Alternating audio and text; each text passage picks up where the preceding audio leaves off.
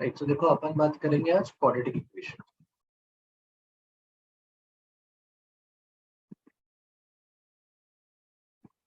देखो जब भी अपन क्वाड्रेटिक इक्वेशंस की बात करते हैं भाई, क्वाड्रेटिक इक्वेशन मतलब मेरे पास एक इक्वेशन होगा जो 2 डिग्री का हो।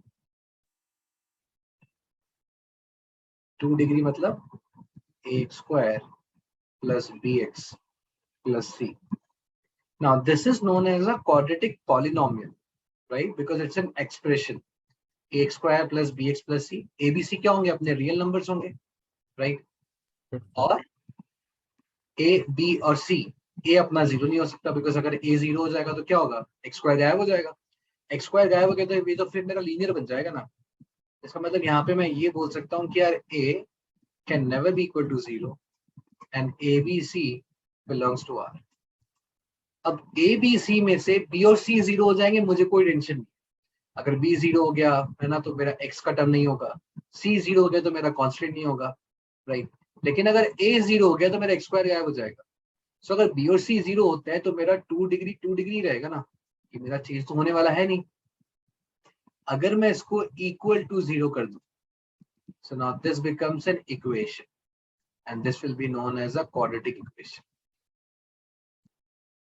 now किसी भी पॉलिनोमियल का जितना डिग्री होता है उतने अपने पास रूट्स आते हैं, right? So if the quadratic has 2 degree, then number of roots will also be 2. Now these roots can be real or imaginary, है ना। रियल भी आ सकते हैं, इमेजिनरी भी आ सकते हैं, और इसका अपन पता करते हैं डिस्क्रिमिनेंट से, है ना, which is known as discriminant given by t और डेल्टा, राइट, जिसकी वैल्यू अपन निकालते हैं बी स्क्वायर माइनस 4ac से। ना डी कहाँ पे होता है, अगर आप इस क्वाड्रेटिक के रूट्स को निकालोगे तो आपके पास x कितना आएगा। मैं श्रीधर आचार्य मेथड लगा रहा हूँ, मतलब डायरेक्टली मैं रूट्स निकाल रहा हूँ यहाँ पे। तो मेरे पास रूट्स क्या आ जाएंगे, minus B plus minus under root b square minus 4ac upon 2a। ये अपने पास रूट्स होते हैं। ये जो अंडर रूट के अंदर टर्म लिखा है इसी को अपन डिस्क्रिमिनेंट बोलते हैं, right. B square minus 4ac, तो मैं रूट को ऐसे भी लिख सकता हूँ, plus minus root of d upon 2a।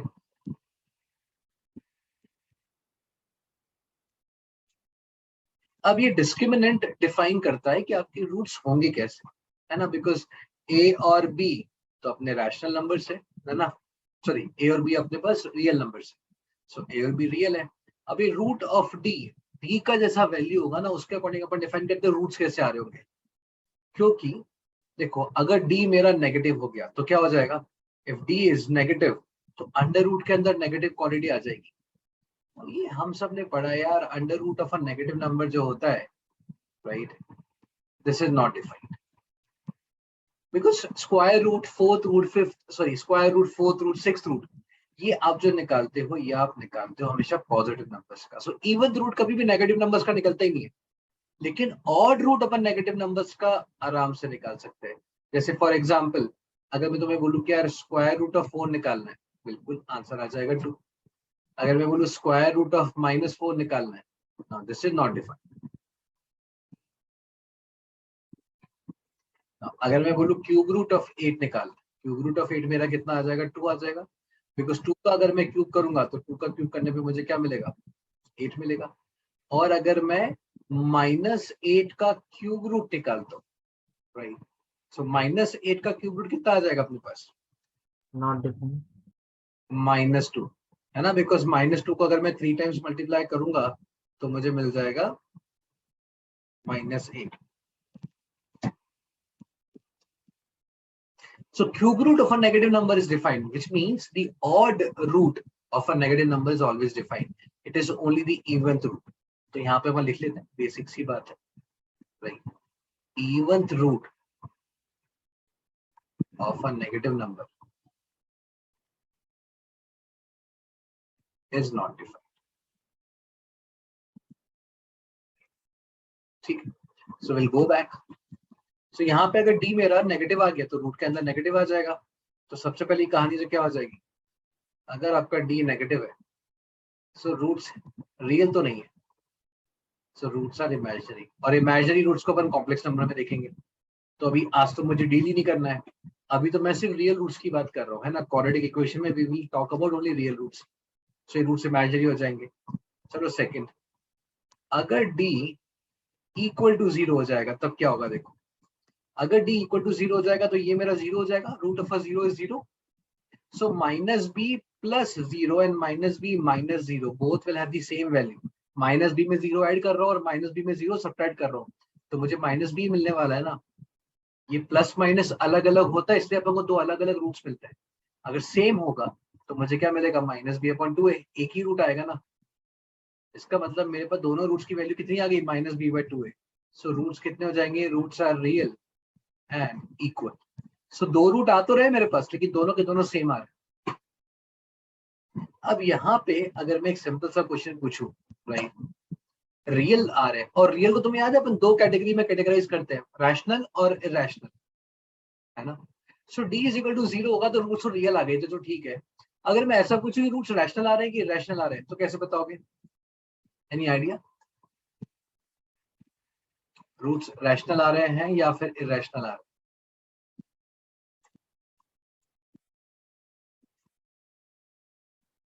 देखो रैशनल इरेशनल मालूम है ना, या फिर अगर मैं सिंपल से बताऊं विदाउट द डेफिनेशन, एक लॉजिक मतलब एक लेमैन की लैंग्वेज में समझाता हूँ, रैशनल और इरेशनल क्या होता है। 11th एंड 12th की बात कर रहे हैं, है ना।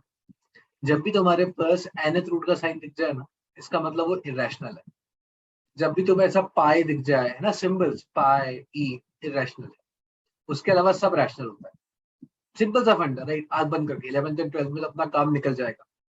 इरेशनल कौन से होंगे, जहां पे तुम्हें under root, cube root, fourth root ये सब साइन दिख जाएंगे ना, तो समझ जाना भैया इरेशनल है।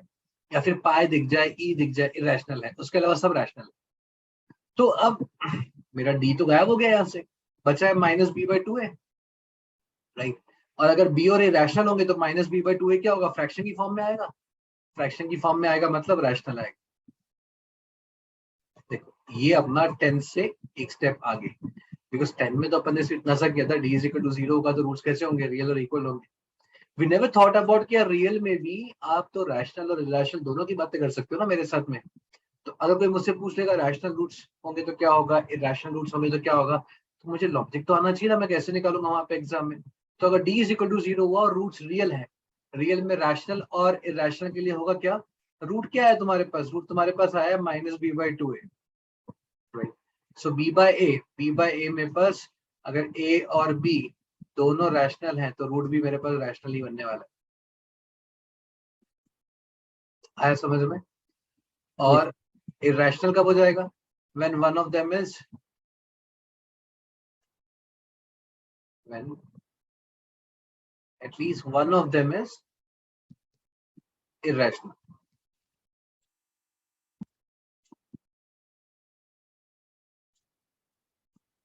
And if both are rational,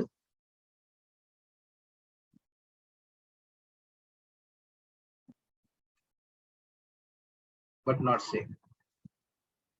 ये एक फंडा ध्यान रखना, ठीक है।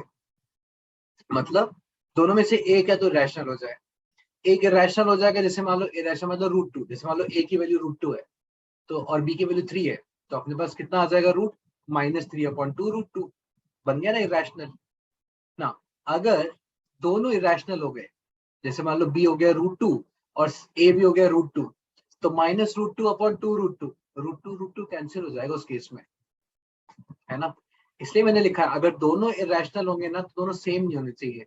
बी हो जाए रूट थ्री, ए हो जाए रूट टू, राइट। तब मेरा रूट साइन कैंसिल तो हो नहीं पाएगा, बच जाएगा रूट, और रूट बच जाएगा तो रूट मेरा, सॉरी स्क्वायर रूट बच जाएगा तो रूट मेरा इरेशनल हो जाएगा। आया समझ में, Yes, sir. है ना। कोई भी डाउट हो ना बेहिचक पूछो यार, यहाँ पे कोई टेंशन नहीं। Now the third condition, if d is larger than 0, d is larger than 0 तो अपने पास क्या हो जाएगा, d पॉजिटिव आ जाएगा। so, अगर पॉजिटिव आ जाएगा तो अंडर रूट के अंदर एक पॉजिटिव क्वांटिटी है, so minus B plus root D और minus B minus root D, तो अलग अलग न्यूमरेटर्स बनेंगे ना, माइनस बी में कुछ ऐड कर रहे हो, माइनस बी में कुछ सब्ट्रैक्ट कर रहे हो, सॉरी। तो दो अलग अलग न्यूमरेटर्स बनेंगे, तो दो अलग अलग रूट भी आएंगे मेरे पास। तो अलग अलग रूट्स को मैं बोलूंगा क्या, roots are real and unequal. इसका मतलब अगर आपका डिस्क्रिमिनेंट पॉजिटिव है तो उस केस में आपको दो रूट्स मिलेंगे, दोनों के दोनों रूट्स रियल होंगे और दोनों के दोनों रूट्स अनइक्वल भी होंगे। अब यहाँ पे ना एक डाउट दिमाग में आता है फिर से वही, अब अगर आप रियल पूछ रहे हो तो रियल में आप रैशनल और इरेशनल भी पूछ सकते हो, है ना। रैशनल कब होगा और इरेशनल कब। सो रैशनल, राइट। तो अपन कहाँ पे थे, हाँ, अगर रूट मेरा रैशनल होगा या इरेशनल होगा ये मुझे निकालना है, राइट। रूट्स मेरे रियल तो है यहाँ पे, डी लार्जर देन 0 है तो रूट्स तो आ जाएंगे। अब अगर मैं यहाँ पे देखूं तो डी अंडर रूट के अंदर है और हमने क्या डिस्कस किया था कि अगर अंडर रूट का साइन तुम गायब करा दोगे तो तुम्हारे रूट रैशनल बन जाएंगे, और अगर अंडर रूट का साइन रह जाएगा तो फिर अपने पास इरेशनल रूट होगा। So all I have to do is ये अंडर रूट का साइन हटेगा कब, और अंडर रूट का साइन कब हटता है, एक ही केस में हटता है ना, जब आपके पास एक परफेक्ट स्क्वायर हो जाए, जैसे डी तुम्हारा 16 आ जाए, 25 आ जाए, 9 आ जाए, इवन 1 भी आ जाएगा तो भी चलेगा। तो यहाँ पे अगर कोई आपसे ऐसा पूछ ले क्या रूट्स मेरे रैशनल आने चाहिए, और ठीक है रैशनल आने चाहिए तो होगा क्या, रियल आने चाहिए, तो डी लार्जर देन 0 होना चाहिए, और साथ के साथ में डी की जो वैल्यू है, डी की वैल्यू मेरे पास एक परफेक्ट स्क्वायर बननी चाहिए, मतलब किसी नेचुरल नंबर का स्क्वायर आना चाहिए। अगर स्क्वायर आ जाएगा तो रूट्स मेरे रैशनल बन जाएंगे, नहीं आएगा, मान लो 7 आ गया डी, सो डी 7, सो मेरे रूट में होगा क्या, minus B plus minus root 7 आएगा, रूट 7 अब कैंसिल तो हो नहीं सकता है, तो मेरा रूट कैसा रहेगा, इरेशनल रूट रहेगा। So D is not a perfect square ना। ये जो अपन कंडीशंस निकाल रहे हैं ना, ये अपन अज्यूम कर रहे हैं कि यार ए बी सी जो है मेरे पास वो मेरे पास रैशनल है ना। बिकॉज लॉजिकली सोच के देखो, मैं क्या बोल रहा हूँ, रूट गायब कराना तो डी मेरा परफेक्ट स्क्वायर हो जाए, चलो मान लो डी परफेक्ट स्क्वायर हो गया, ये तुम्हारा रूट गायब हो गया, लेकिन अगर ये बी ने बदतमीजी कर दी और बी हो गया रूट 2, हमने एक रूट तो गायब करा और एक रूट तो अपने आप आ गया, हो सकता है ना। तो फिर मेरे x जो मेरा सॉल्यूशन होगा उसके अंदर तो एक स्क्वायर रूट आ जाएगा, और स्क्वायर रूट आ जाएगा तो मेरा सॉल्यूशन इरेशनल हो जाएगा। So when we are saying d is equal to perfect square, always remember we are assuming a and b are rational numbers, because बहुत सारे बुक्स में ना ये गिवन होता नहीं है कि ए और बी रैशनल है, वो सिर्फ डायरेक्टली बोलते हैं अरे अच्छा तुम्हें रैशनल चाहिए रूट्स, ओके बात कोई बात नहीं, डी को तुम परफेक्ट स्क्वायर कर दो, बट डी को जब तुम परफेक्ट स्क्वायर कर रहे हो ध्यान रखो ए और बी और सी ये अपन अज्यूम करके चल रहे हैं कि ये रैशनल है, रियल नहीं, रैशनल अज्यूम करके चल रहे। ये छोटी मोटी बातें होती है जहां पे ना क्वेश्चन बनाने वाला तुम्हारे साथ में खेलेगा, राइट, बिकॉज ही नोज कि भैया बच्चे ने याद तो कर लिया होगा कि डी परफेक्ट स्क्वायर लगाना है तो मेरे पास रैशनल रूट आ जाएंगे, तो आप एक काम करो उसके ए में रूट 2 डाल दो, है ना, और तुम जो आंसर निकालोगे वो आंसर भी अपन को हमेशा मिल ही जाता है। That is the fun part of objective questions, right. तुम गलत निकालोगे आंसर वो भी तुम्हें ऑप्शन में मिलता है तो अपन को और कॉन्फिडेंस आता है, अरे ऑप्शन में आंसर भी मिल रहा है मेरा तो सही है मतलब, है ना। So such kind of things happens right with objective questions. तो हमेशा ध्यान रखो जब तुम डी परफेक्ट स्क्वायर लगा रहे हो, d not equal to perfect square लगा रहे हो, तुम ये सब कंडीशंस यूज कर रहे हो, तो हर जगह तुम अज्यूम क्या कर रहे हो कि तुम्हारा जो क्वाड्रेटिक है उसके जो कोएफिशिएंट्स है a b and c, right, all these three coefficients are rational, ठीक है। अब देखो बच्चा लोग, सो अपन ने बात किया डिस्क्रिमिनेंट का, डिस्क्रिमिनेंट में 0 हुआ, राइट, लेस देन 0 हुआ, लार्जर देन 0 हुआ, लेस देन 0 हुआ, कहानी खत्म, राइट, उसके आगे मेरे को जाना ही नहीं, उसके आगे अपन जाएंगे कॉम्प्लेक्स नंबर्स में। डी इक्वल टू 0 हुआ तो मेरा रियल एंड इक्वल रूट्स आएगा, राइट, उसमें रैशनल इरेशनल की बातें हो सकती है, वन सेकंड डिपेंड करेगा ए और बी के ऊपर, बिकॉज रूट मेरा कितना आ रहा है माइनस बी बाई 2 है। सो अगर बी और ए दोनों रैशनल है तो वो फ्रैक्शन की फॉर्म में आ गया, और फ्रैक्शन आ गया तो फिर मेरा रैशनल है ही वो, कोई डाउट ही नहीं है मेरे को। लेकिन अगर बी और ए में से कोई एक भी मेरा इरेशनल हो गया तो मेरा आंसर इरेशनल आ जाएगा, दोनों इरेशनल हो गए तो केसेस बन जाएंगे, अगर दोनों कट हो रहे हैं तो रैशनल बन सकता है, कट नहीं होंगे तो फिर इरेशनल ही रहेगा। Same is the case when d is larger than 0, right, real और अनइक्वल आएंगे रूट्स, रियल में दो कैटेगरीज बनेंगी, रैशनल और इरेशनल। रैशनल रूट्स का कब आएंगे, जब d मेरा परफेक्ट स्क्वायर है, provided a b and c are rational, और अगर d मेरा परफेक्ट स्क्वायर नहीं आया, राइट, तो a b c रैशनल है तो मेरा इरेशनल रूट्स ही आएगा। ना दिमाग में सवाल आता है, सर आपने तो बोल दिया एबीसी रैशनल है, तो ये लगेगा अगर एबीसी में से कोई एक इरेशनल हो गया तो हम क्या करेंगे एग्जाम में, है ना भाई, कुछ नहीं कर सकते फिर, है ना, हनुमान चालीसा ही काम आएगी फिर अपन। क्यों? बिकॉज अगर इनमें से कोई एक रूट हो गया, राइट, नीचे वाला हो गया, ऊपर वाला हो गया, फिर तो वो डिपेंड करेगा उस पर्टिकुलर क्वेश्चन के ऊपर, क्या वो रूट कैंसिल हो रहा है कि नहीं हो रहा है, राइट। हम कोई कंडीशन नहीं बना सकते कि ये डालोगे तो कैंसिल नहीं होगा, ये डालोगे कैंसिल हो जाएगा। वो फिर उस पर्टिकुलर क्वेश्चन, उन पर्टिकुलर एबीसी की वैल्यूज के लिए ही डिपेंड करेगा। आ रही बात समझ में? इसलिए उसके लिए अपने पास कोई फॉर्मूला नहीं कि वहां पे अगर ऐसा होगा तो क्या होगा। मोर और लेस वैसा क्वेश्चन बहुत कम आता है, लेकिन अपने दिमाग में कंसेप्ट क्लियर रहना चाहिए कि भैया ये कहानी है, ये पिक्चर है, ये मेरा हीरो है, ये मेरा विलन है। यहाँ तक सबको समझ में आया ना? लाइक तो हाँ I just revise the basic things and stuff.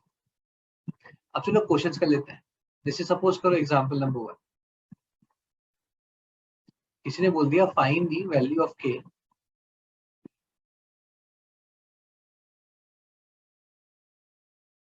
For which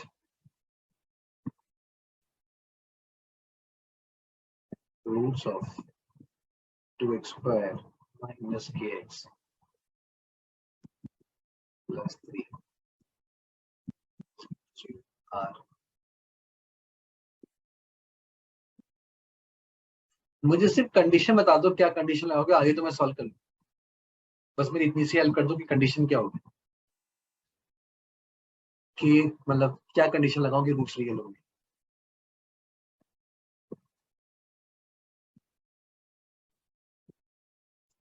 sir, discriminant will be equal to or greater than 0. Super, है ना? लार्जर देन और इक्वल टू दोनों आएंगे, क्यों? क्योंकि इसने रियल रूट्स बोला है, मतलब इक्वल भी हो सकता है, अनइक्वल भी हो सकता है, मेरे को दोनों चलेंगे, लेकिन रियल आने चाहिए, मतलब डी लेस देन 0 ना हो, उसके अलावा सब चलेगा। अब देखो तो सिंपल सा क्वेश्चन हो गया अपने पास। यहाँ पे डालेंगे अपन, डी कितना हो जाएगा, बी स्क्वायर माइनस 4ac होगा ना। बी क्या होता है, जो एक्स से मल्टीप्लाई हो रहा है, एक्स से कौन मल्टीप्लाई हो रहा है, माइनस के, -4, ए कितना है 2, सी कितना है 3, ए 3 सा 24। किसी को आइडिया है इसके बाद मैं सॉल्व कैसे करूंगा, k square minus 24 is larger than equal to 0। Sir, k को RHS में शिफ्ट करना है। ठीक है, चल मैं इसको आरएचएस में लेके जाता हूँ। अभी अगर स्क्वायर रूट ले लूं,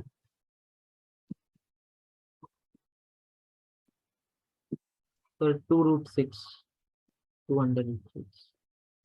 तो स्क्वायर रूट लूंगा तो क्या करूं, मतलब k is larger than equal two plus minus आएगा ना, स्क्वायर रूट अपन लेंगे तो।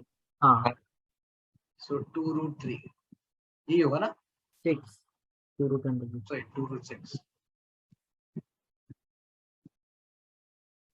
ये तो गड़बड़ हो गई ना कुछ, सोच के देखो।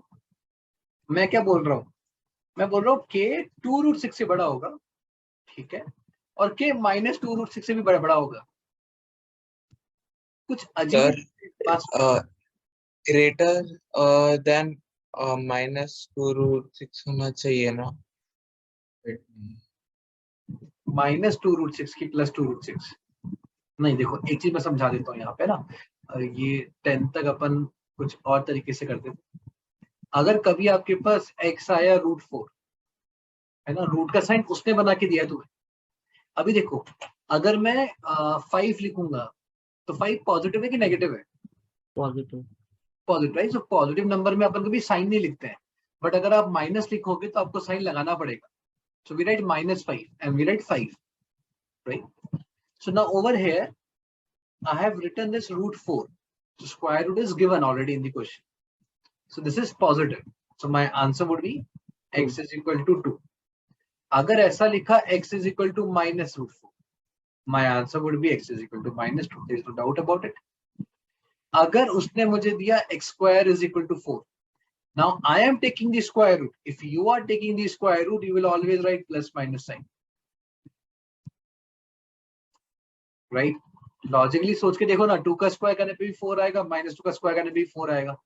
तो सिंपल सा फंडा है, जब आप स्क्वायर रूट लोगे तो आप हमेशा प्लस माइनस का साइन लगाओ। यहाँ पे मैंने स्क्वायर रूट लिया है, इससे मैंने प्लस माइनस का साइन लगाया, जिससे मैं प्लस माइनस का साइन लगा रहा हूँ। कहानी गलत होगी और तुम्हारा आंसर भी गलत हो चुका है। ये ऐसे सॉल्व नहीं होगा।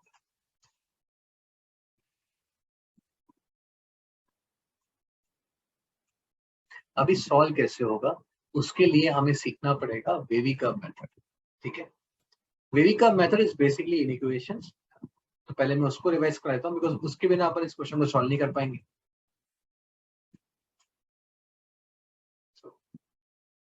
We learn in equations. अब देखो इनइक्वालिटीज में सबसे सिंपल इनइक्वालिटी होती क्या है, लीनियर वाली, राइट। लीनियर इनइक्वालिटी में तो टेंशन ही नहीं होती बिल्कुल। क्यों? बिकॉज आपके पास जो भी क्वेश्चन है 2x minus 3 is larger than equal to 0, जैसा तुमने अभी किया ना वैसा कर लो। कैसे? 3 को उस साइड लेके जाओ, 3 को मैं लेफ्ट हैंड साइड से राइट हैंड साइड लेके जाऊंगा तो इक्वेशन वाला फंडा -3 का +3 हो जाएगा ना, डिवाइड बाय 2। अगर मैं 2 से डिवाइड करा दूंगा तो मुझे ये मिल जाएगा। तो मेरे पास कितना आ गया, x इज लार्जर देन 3/2। अगर मैं एक नंबर लाइन बनाऊं और इस नंबर लाइन पे अपन प्लॉट करें, दिस इज 3/2 और ये बोल क्या रहा है, 3/2 से बड़ा, बड़ा किधर आएगा, तो मेरा सॉल्यूशन क्या हो जाएगा, x, ये सिंबल क्या होता है, बिलोंग्स टू। अगर नहीं, so x belongs to close bracket because 3/2 is included, so infinity is always open। अगर included होगा तो close bracket बनाएंगे, this is close, this is open। या फिर जब ग्राफ पे बनाओगे तो अगर तुम फिल्ड कर रहे हो सर्कल को, मतलब ये पॉइंट काउंट होगा। अगर मैं ऐसा बनाऊंगा तो ये पॉइंट काउंट नहीं होगा। सर इंफिनिटी में कभी स्क्वायर ब्रैकेट नहीं लगता है ना? नहीं, क्योंकि इन्फिनिटी क्या है, infinity is the largest possible number. अब ये लार्जेस्ट पॉसिबल नंबर है कितना, है ना। अभी तो सोच तू 9 को लिख ले कितनी बार भी, है ना। तू लार्जेस्ट पॉसिबल नंबर बनाने की कोशिश कर रहा है तो तू 99999 लिखे जा रहा है, तू कितनी बार भी लिख ले, मैं उसके आगे आके एक और 9 लगाऊंगा और मेरा नंबर तेरे से बड़ा हो जाएगा। ये सुन, हाँ no matter how many times you write 9। इसका मतलब can we define infinity? No. This is infinity, no, right? We cannot reach infinity because if you reach infinity I will put one more number and I will have a larger number than you।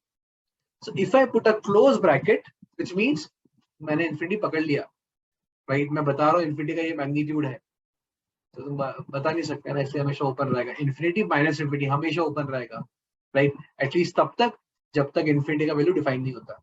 अगर future में जाके किसी ने define कर दिया तो भैया फिर क्लोज ब्रैकेट आ जाएगा, आज का तो नहीं है, ठीक है। सो हो गया ये अपना आंसर। अब इस कहानी में दो चीजें मुझे समझनी है। एक तो ये कि क्या मैं इन इक्वेशन में ऐड सब्ट्रैक्ट कर सकता हूँ कि नहीं कर सकता हूँ, बिल्कुल कर सकते हो, कोई फर्क नहीं पड़ता है। जैसे आप -3 को उधर लेके गए, राइट, कोई दिक्कत नहीं। लेकिन जब आप मल्टीप्लाई और डिवाइड करते हो, राइट, तब पंगे होते हैं। पंगे कैसे होते हैं, पहले मैं पंगा दिखाता हूँ फिर मैं उसका सॉल्व करने का तरीका बताऊँ। अभी मान लो एग्जाम्पल 5 इज लार्जर देन 3, ये सुनो, मल्टीप्लाई करते हैं इसको अपन 2 से, तो क्या बनेगा 10 और 6। सो मैंने 2 से मल्टीप्लाई किया, no worries, still 10 is larger than 6, cool। अभी मैं क्या करता हूँ, -2 से मल्टीप्लाई कर देता हूँ, कितना हो जाएगा, -10 और -6। अब मेरा साइन कैसा हो जाएगा, सर -2 से उल्टा हो मल्टीप्लाई किया ना। है ना, -2 से मल्टीप्लाई करोगे, यही 5 लार्जर देन 3 को, नहीं सर, मुझे लगा आपने 10 को -2 से नहीं सेम सेम इक्वेशन। मैं जो भी खेल रहा हूँ ना 5 और 3 के साथ में खेल रहा हूँ कि 5 लार्जर देन 3 आपने मुझे दिया था, मैंने 2 से मल्टीप्लाई किया तो भी मेरा इन इक्वेशन का साइन चेंज नहीं हुआ है। मैंने -2 से मल्टीप्लाई किया तो देखिए मेरा साइन फ्लिप हो गया, है ना, बिकॉज नेगेटिव नंबर्स की कहानी अलग होती है ना, -6 -10 से बड़ा होता है, जबकि पॉजिटिव में 6 10 से छोटा होता है ना। इसका मतलब इन इक्वेशन में आप जब मल्टीप्लाई करा रहे हो, राइट, और multiplication is as good as division, तो आप मल्टीप्लाई करा रहे हो या फिर आप डिवाइड करा रहे हो, ठीक है, दोनों ही केस में मुझे इस बात का ध्यान देना पड़ेगा कि मैं मल्टीप्लाई किससे करा रहा हूँ या डिवाइड किससे करा रहा हूँ। अगर मैं मल्टीप्लाई और डिवाइड एक पॉजिटिव नंबर से कराऊंगा तो मेरा साइन फ्लिप नहीं होगा, और मैं अगर एक नेगेटिव नंबर से कराऊंगा तो मेरा साइन फ्लिप होगा, right. So this is the note 1. So in any inequation, right, मैं शॉर्ट में लिखता हूँ यहाँ पे, पूरा तो लिख नहीं पाऊंगा. If you multiply or divide by a positive number, the sign of inequation, right, the sign of inequation will not flip. But if you multiply or divide by a negative number, right, any negative number, right, if you are multiplying or divide by a negative number, the sign of the inequation after the multiplication, right, the sign of the inequation will flip. ये समझ में आया देखो सब? अब पीछे वाले example में तो हम बच गए, बिकॉज x का कोफिशिएंट पॉजिटिव था 2, तो मैं 2 से डिवाइड कराया तो मुझे कोई दिक्कत ही नहीं आया. अगर -2 से डिवाइड कराता तो मैं क्या बोलता, साइन फ्लिप करना पड़ेगा, है ना.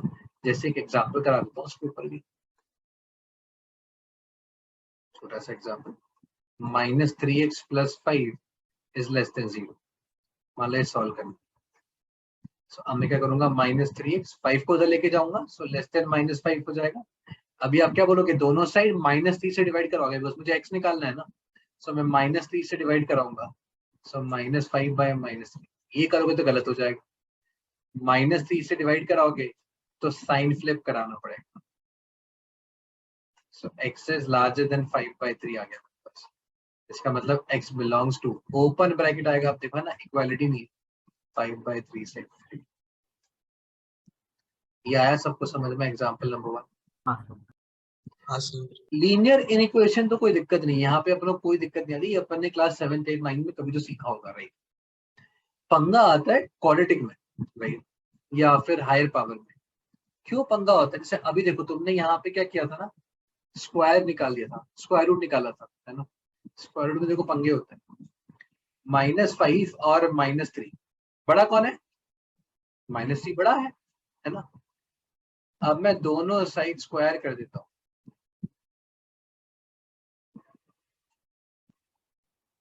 साइन फ्लिप हो गया. अब इसमें पंगा क्या है ना, कि साइन फ्लिप हमेशा नहीं होता, उसकी इच्छा है.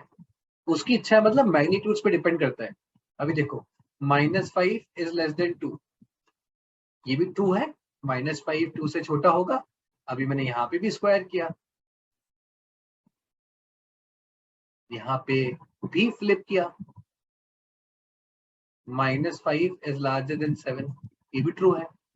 यहाँ पे स्क्वायर किया, फ्लिप ही नहीं करेगा, है ना. सो किसी केस में फ्लिप करेगा, किसी केस में फ्लिप नहीं करेगा, वो डिपेंड करेगा उन मैग्नीट्यूड्स के ऊपर. So I can not generalise. That's why whenever there is a square power given, right, or a cube given, we cannot take the square root or cube root, because we will have, conceptual issues over there. और conceptual issues होंगे तो अपना answer भी गलत आएगा. तो उस case में अपन करेंगे क्या, राइट. देखो, उस केस में अपन लगाते हैं वेवी कर्व मेथड. और अब मैं तुम्हें वेवी कर्व मेथड समझा देता हूँ. सर, जब ये आपने -5 <2 किया और इसका आपने स्क्वायर किया, तो उसमें आपने सिर्फ एक साइड को माइनस से मल्टीप्लाई किया, एक साइड को प्लस से मल्टीप्लाई किया ना. मैंने स्क्वायर ये किया, स्क्वायर किया, मैंने मल्टीप्लाई नहीं किया. स्क्वायर तो लाइक काइंड ऑफ -5 × -5 तो नेगेटिव हो गया, और 2 को आपने पॉजिटिव से ही मल्टीप्लाई किया, cos 2 × 2 होगा. तो समझाता हूँ, मेरी बात सुन. मैं इन इक्वेशन को मल्टीप्लाई कर रहा हूँ, इन इक्वेशन को मल्टीप्लाई कर रहा हूँ, मतलब सारी की सारी टर्म्स को मल्टीप्लाई कर रहा हूँ, किसी एक टर्म को मल्टीप्लाई नहीं कर रहा हूँ, राइट. Okay sir. जब मैं बोल रहा हूँ कि मैं 2 से इन इक्वेशन को मल्टीप्लाई कर रहे हो, तो आप इसको भी 2 से मल्टीप्लाई करोगे, इसको भी आप 2 से मल्टीप्लाई करोगे. ऐसा नहीं कि इसको 2 से मल्टीप्लाई किया और इसको नहीं किया. है ना, नाराज हो जाएगा हाँ यार ये। सर। अपन जब मल्टीप्लाई करेंगे when we say we are multiplying by 4 we are multiplying everything by 4, तभी तो बैलेंस रहेगा ना, वरना तो फिर तो आपने कहानी चेंज कर दी। So हाँ when sir. I am squaring both sides. I am squaring the left hand side, I am squaring the right hand side. पक्का समझा ना हाँ सर सर। कि मजबूरी इसलिए हाँ बोल रहा है? नहीं सर, समझ गया। सर ठीक है, मेरा क्लास है। क्या बोल रहा है? अच्छा सर क्लास ही तेरा, कोई हाँ बात, तू चला जा, हाँ है ना? ओके हाँ बाद में मैं तेरे को रिकॉर्डिंग दे दूंगा जो भी बचेगा, ये अपना वेवी कर्व वाला वो देख लेना। ओके चल बाय श्लोक। Bye bye. हाँ सो अब देखो वेवी कर्व मेथड, नाम से मेरे को समझ में आ रहा है वेव, राइट, एक वेव बनानी है, तो अब थोड़े से अपन क्रिएटिव हो जाते हैं यहाँ।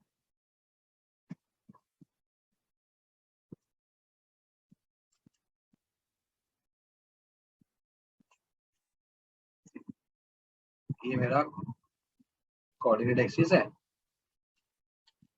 ठीक है। अब यहाँ पे कोई भी अपना मनचाहा कर्व बना लो, जैसा तुम्हें बनाना है, ठीक है। मैं ऐसा बना,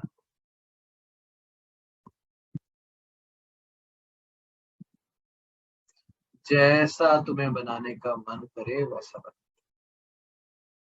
ठीक है। Now this is my graph y is equal to fx। fx मतलब it's a function of x। तो कोई तो ग्राफ है, कोई तो पॉलिनोमियल है ये, मुझे नहीं मालूम कौन सा है, बट कोई तो ग्राफ होगा ऐसा। अब जो मैं सिखा रहा हूँ ध्यान से सीखो, बिकॉज बहुत अलग अलग जगह ना अपन इस फंडे को यूज करेंगे। देखो आप ग्राफ कैसे बनाते हो, y is equal to x में कोई एक्सप्रेशन होता है, आप x की अलग अलग वैल्यूज डालते हो, y की अलग वैल्यू आती है ना। फिर वो x, y जो पॉइंट होता है उस पॉइंट को आप प्लॉट करते जाते हो, और उन सारे के सारे पॉइंट को अगर मैं ज्वाइन कर दूंगा तो मेरा कर्व बन जाता है। इस तरह से अपन कर्व बनाते हैं कोई भी। इसका मतलब ये सारे पॉइंट क्या होंगे, जैसे मान लो यहाँ पे होगा कुछ अल्फा कॉमा बीटा, ये पॉइंट इस इक्वेशन को फुलफिल करेगा, है ना।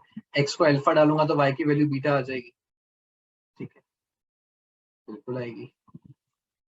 जहां पे समझ में ना आए मुझसे पूछ लेना। अब ये वाला पॉइंट देखो, ये वाला पॉइंट थोड़ा इंटरेस्टिंग पॉइंट है, क्यों? ये पॉइंट x एक्सिस के ऊपर लाई कर, और x के ऊपर कोई पॉइंट लाई करता है तो उसकी खास बात क्या होती है, y कोऑर्डिनेट 0 होगा। सो अगर लेट्स से इसका x coordinate is some let's say a, तो ये 0 होने वाला है, ये a, 0 होगा। सिमिलरली ये पॉइंट का भी y कोऑर्डिनेट 0 होगा, तो b, 0 ले लेते हैं। और ये पॉइंट, सो ये कर्व मेरा x एक्सिस पे 3 जगह कट कर रहा है, a b c। इन तीनों पॉइंट्स के बारे में कुछ बता सकते हो क्या मुझे? ये तीनों पॉइंट्स को अपन किसी नाम से जानते हैं, what are these points known as?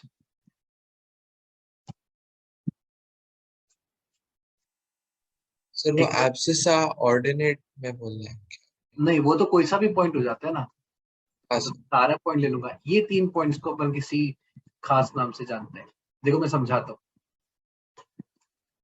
So what do we mean by a root of a equation or a solution of a equation? एकदम मुझे लेमैन लैंग्वेज में समझाओ कि सर इसको रूट बोलते हैं।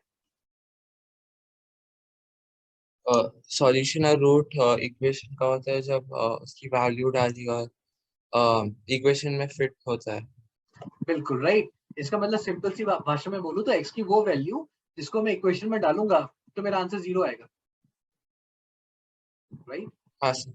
आंसर 0 आएगा मतलब y 0 आएगा। y is equal to x में एक्सप्रेशन है ना अपना। इसका यस सर। मतलब ये पॉइंट क्या है, ये पॉइंट मेरे कर्व पे लाई कर रहा है, तो ये वो पॉइंट है a, 0 कि अगर मैं इस इक्वेशन में x की जगह a डालूंगा तो y मेरा 0 आएगा। So these 3 points are basically your solution of this particular curve, of this particular equation. तो ये सबसे पहला लर्निंग हमें क्या मिला, number of points at which a graph cuts the x-axis, are number of points at which a graph cuts the x-axis are equal to number of points. देखो आई बात समझ में? तो अगर मैं कोई मुझसे पूछता है इस पर्टिकुलर ग्राफ कितने रूट से, तो मैं करूंगा, मैं चेक करूंगा कि यार एक्स एक्सिस को कितने पॉइंट पे कट कर रहा है। जितने पॉइंट पे कट करेगा उतने मेरे पास रूट्स हैं। तो इस पर्टिकुलर ग्राफ के 3 रूट्स होंगे, ए बी एंड सी। ये बात समझ में आई? डेफिनेशन मैच करती देखो पूरी की पूरी। अपन ने वहां पे डेफिनेशन क्या देखा था रूट्स का, एक्स की वो वैल्यू जिसके लिए left hand side right hand side के बराबर आ जाए, बिकॉज इक्वेशन में राइट हैंड साइड 0 होता है। जब आप ग्राफ बनाते हो तो राइट हैंड साइड आपका y होता है। इसका मतलब रूट क्या होगा, वो x के वैल्यू जिसके लिए y 0 आ जाए, मतलब the points on the x axis. Are we clear over here? Yes चलो बढ़िया। अब ये जो रूट्स है ना, इनका सर ध्यान से देखते हैं। हाँ बोल। सर मतलब y एक्सिस के लिए भी ऐसा नहीं हो सकता क्या? y रीजन क्या? एक्सिस के लिए रूट होना होगा। रूट क्या होता है? रूट तो अपने पास x की जो वैल्यू होती है इसके लिए अपना इक्वेशन 0 आ जाता है। हाँ, अब तो इक्वेशन को बोलेगा सर मैं x की जगह y में डिफाइन कर रहा हूँ, तब चलेगा। हाँ तब सर। बात है। अगर तो y में डिफाइन करेगा तो वो फिर y एक्सिस के पॉइंट ऑफ इंटरसेक्शन आ जाएगी। जैसे सपोज कर अभी मैं तुझे यह इक्वेशन दूं y is equal to x square minus 5x plus 6, है ना, क्वाड्रेटिक है ना। बट ये हाँ इक्वेशन सर। मैं इसके ग्राफ बनाऊंगा तो मेरे पास ग्राफ बनेगा, और ये y एक्सिस को सॉरी x को 2 पॉइंट पे कट करेगा, वो 2 पॉइंट जिसके रूट्स होंगे 2 और 3। हाँ सर। अब अगर मैं बोलूं कि नहीं यार मैं तो सर ना खिलवाड़ करूंगा, कर ले भाई ये ले ले, तो अब तेरा ग्राफ दूसरा बनेगा। अब तेरी y की वैल्यूज डालने पे x की वैल्यू निकलेंगी, तो अब जो y एक्सिस पे कट हो रहा है वो तेरे इस इक्वेशन के रूट्स है। आया समझ में? हाँ सर, मतलब दोनों ग्राफ सेम नहीं हो सकते। सेम नहीं हो सकता, वो सिर्फ एक ही केस में हो सकता है कि जब मैं y और x को इंटरचेंज कराऊं तो मेरा ग्राफ चेंज ना हो।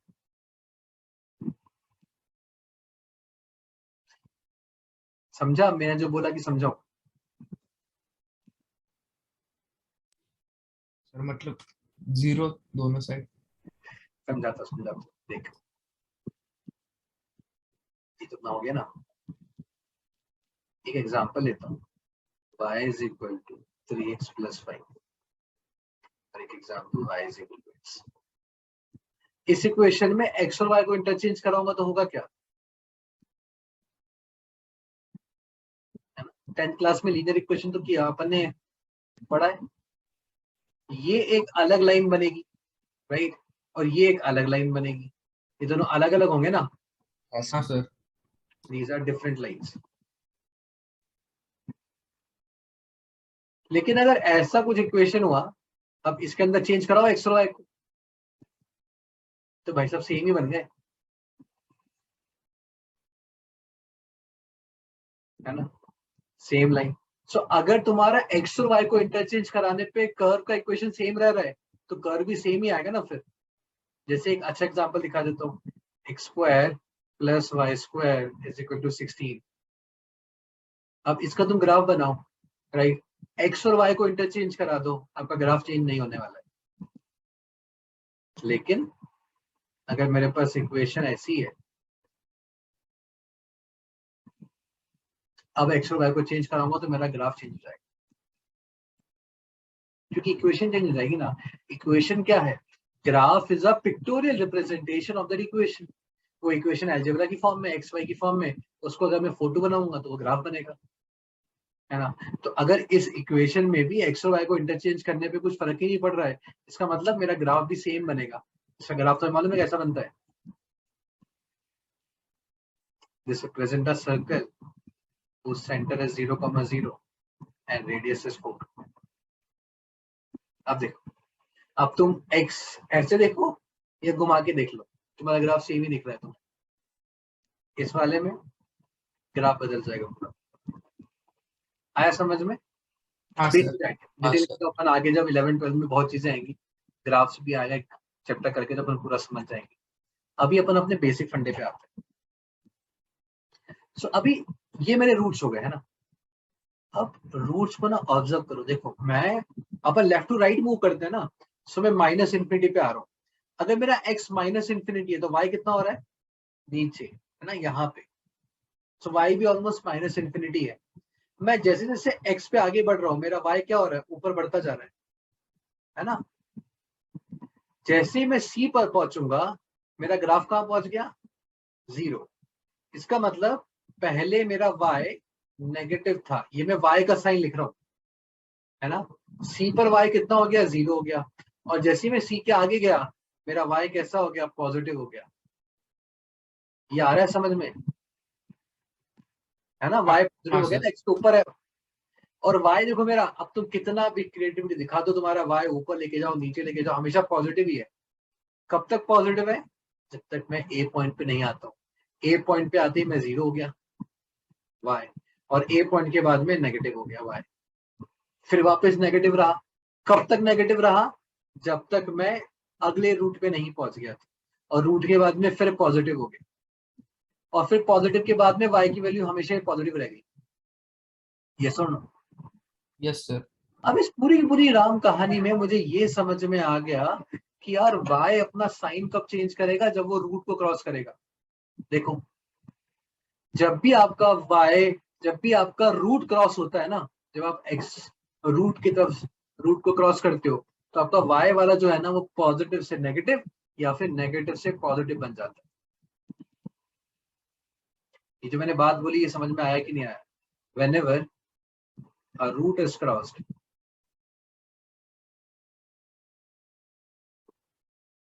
sign of y changes. Are we clear? Yes sir. Right. इसका मतलब अगर मुझे एक साइन मालूम चल जाए ये पॉजिटिव है, तो फिर मुझे मालूम है जैसे मैं रूट क्रॉस करूंगा ये नेगेटिव हो जाएगा, फिर अगला रूट क्रॉस करूंगा ये पॉजिटिव हो जाएगा, फिर ये नेगेटिव हो जाएगा। जैसे मान लो मैं कहता हूँ कोई ग्राफ है जिसके रूट्स हैं अल्फा, बीटा, गामा, डेल्टा, ठीक है, 4 रूट्स हैं, और ये वाला साइड पॉजिटिव है। यहाँ पे y की वैल्यू पॉजिटिव है। पॉजिटिव मतलब आप अगर कोई x पुट करोगे उस इक्वेशन में, x की वैल्यू डेल्टा से बड़ी कोई भी पुट कर दो, तो आपका y हमेशा पॉजिटिव आ रहा है, ठीक है। तो यहाँ पे कैसा आएगा, ये पॉजिटिव था, ये रूट है, तो साइन चेंज करेगा ना। आ रहे समझ में? ये नेगेटिव है, ये गामा है, रूट तो है ना, ये साइन चेंज करेगा मेरा y, साइन चेंज करेगा मेरा y, साइन चेंज करेगा मेरा y। ये कहानी समझ में आई कि नहीं आई? Yes sir. हाँ समझ sir. Whenever you cross a root, the sign of y will change. ये जो मैं साइंस लिख रहा हूँ यहाँ पे, right? These are the signs of y. आपका y कैसा बिहेव कर रहा हो, इसका मतलब अब समझो, मैं तुम्हें कोई क्वेश्चन देता हूँ, x² - 5x + 6 is larger than 0, तो मुझे क्या करना है, मुझे इसका रेंज निकालना है, कौन से x के लिए ट्रू होल्ड करेगा। सो x² - 5x + 6 का मतलब क्या हुआ, y हो गया ये मेरा, राइट। बिकॉज आप अपना पॉलिनोमियल कैसे लिखते हो, y = x² - 5x + 6, इस तरह से फंक्शन लिखते हो ना, तो ये आपका y है। तो अगर मुझे y पॉजिटिव चाहिए, इसका मतलब मुझे सबसे पहले क्या निकालना पड़ेगा, रूट्स निकालने पड़ेंगे। So all you have to do is simplify this.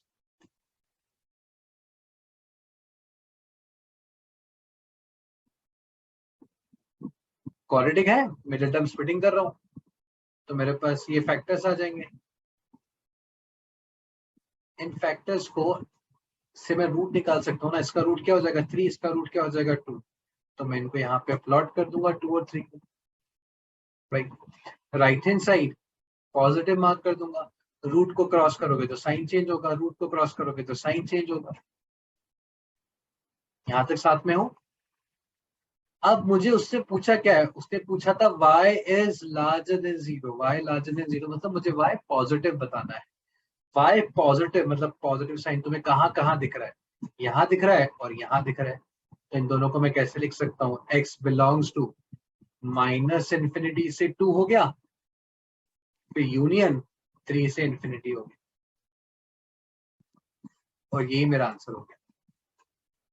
देखो, और यही मेरा वेवी कर्व मेथड बोलता है। वेवी कर्व मेथड क्या बोलता है, तुम्हारे पास कोई भी क्वाड्रेटिक आए, क्यूबिक आए, तुम्हें अगर निकालना है लार्जर देन 0, लेस देन 0, कुछ नहीं करना तुम्हें, तुमसे रूट्स प्लॉट करो, राइट हैंड साइड को पॉजिटिव मार्क करो, राइट, और ऑल्टरनेट साइंस लगा दो।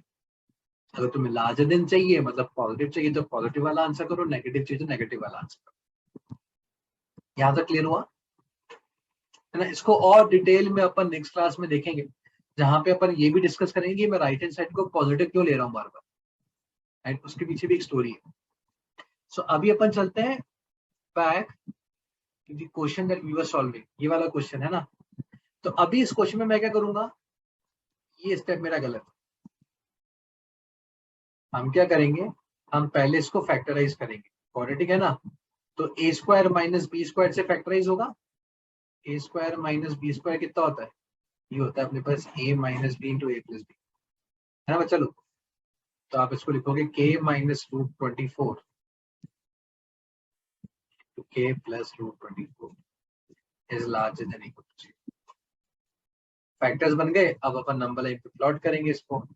नंबर लाइन पे एक आएगा मेरे पास माइनस रूट 24 और एक आएगा रूट 24. ये वाला पॉजिटिव, ये वाला नेगेटिव, ये वाला पॉजिटिव. तुम्हें कौन सा चाहिए? This is y is larger than 0. Once again मेरे को पॉजिटिव वाला चाहिए. तो मैं आंसर क्या करूंगा, यहाँ पे मैं k निकाल रहा हूँ ना, तो k की वैल्यू क्या हो जाएगी, minus infinity to minus this is 2√6. So minus 2√6 union 2√6 to infinity. हाँ, मैंने इसको छोड़ा क्यों है, बिकॉज देखो इक्वालिटी भी है. इक्वालिटी मतलब इक्वल टू 0 भी चलेगा. इक्वल टू 0 कब आ जाएगा, इन पॉइंट्स पे आ जाएगा, है ना. रूट 24 और माइनस रूट 24 पे इक्वल टू 0 आ रहा है ना, तो ये भी इंक्लूडेड है. इसलिए मैं यहाँ पे क्लोज ब्रैकेट लगा दूंगा और ये मेरा आंसर. अभी देखो यहाँ तक हमने जो देखा इस पर्टिकुलर क्लास में, ये कंसेप्ट, दोनों कंसेप्ट समझ में आए कि नहीं आए. We talked about the basic quadratic, we talked about the discriminant, we talked about real, rational, right, irrational roots को तो कैसे कहानी होगी, लीनियर इनइक्वेशन को अपन कैसे सॉल्व करेंगे, और जब क्वाड्रेटिक इनइक्वालिटीज आएंगी तो वेवी कर्व मेथड होता क्या है. नेक्स्ट क्लास में will continue with the wavy curve method के different applications. Right hand side why this is positive, कोई और वेरिएशंस भी हैं कि नहीं है. राइट, देखो अभी यहाँ पे कोई डाउट है तो बेहिचक मुझे बताओ. Otherwise, we are done for today's session, right? So we'll meet in the next class.